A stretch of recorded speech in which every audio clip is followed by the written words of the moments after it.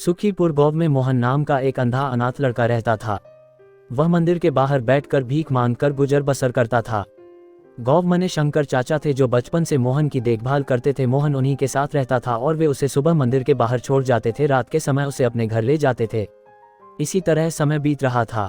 एक दिन मोहन ने शंकर चाचा से कहा, चाचा आप मेरा बोझ कब तक उठाते रहेंगे? आप बचपन से मेरी देखभाल कर रहे हैं, मैं आप पर और बोझ नहीं डालना चाहता, आप मुझे मेरे हाल पर छोड़ दीजिए।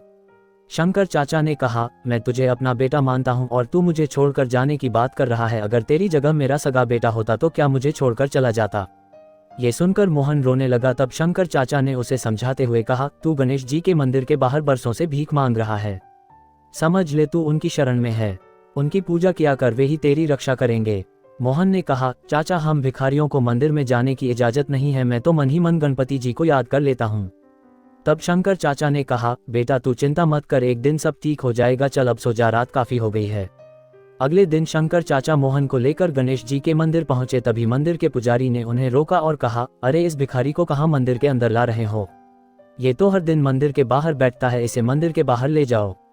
शंकर चाचा ने कहा, क्या भिखारी इंसान नहीं होते? उन्हें पूजा पाठ करने का हक नहीं होता? तुम कौन होते हो इसे पूजा करने से रोकने वाले?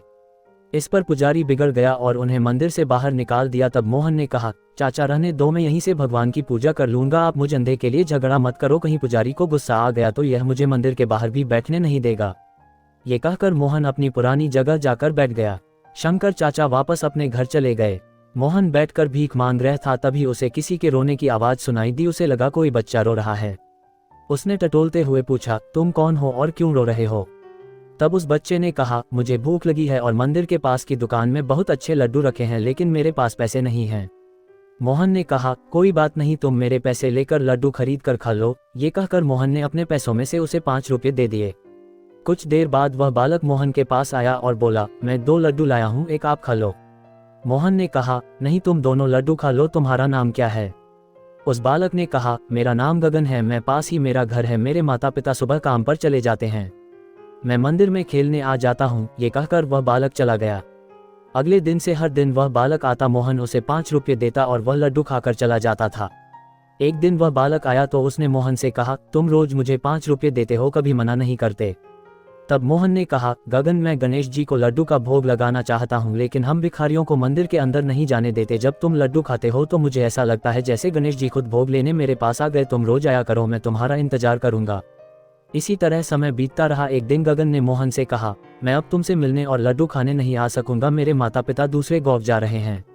ये सुनकर मोहन रोने लगा। उसने कहा, मैं तुम्हारे बगैर नहीं रह सकता, मैं देख तो नहीं सकता, लेकिन जब मैं तुम्हें 5 रुपये देता हूँ तो मुझे बालक रूपी गणेश जी लड्डू खाते दिखाई देते हैं। तुम मुझे छोड़कर मत जाना, नहीं तो मैं जिंदा नहीं रहूंगा।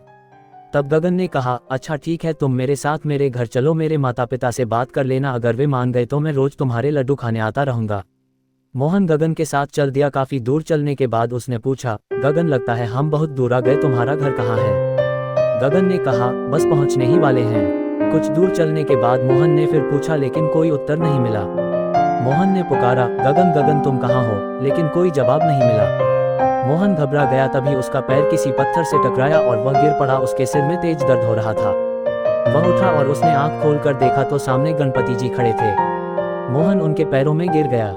गणेश जी ने उससे कहा, मोहन तुम्हें मंदिर नहीं आने दिया गया, इसलिए मैं अपना भोग लेने हर दिन तुम्हारे आता था। इतने गरीब होते हुए भी तुमने मुझे हर दिन लड्डू का भोग लगाया। आज से तुम गरीब नहीं रहोगे, तुम्हारा घर धन धान्य से भरा रहेगा और कोई तुम्हें मेरे दर्शन करने से नहीं रोक सकेगा।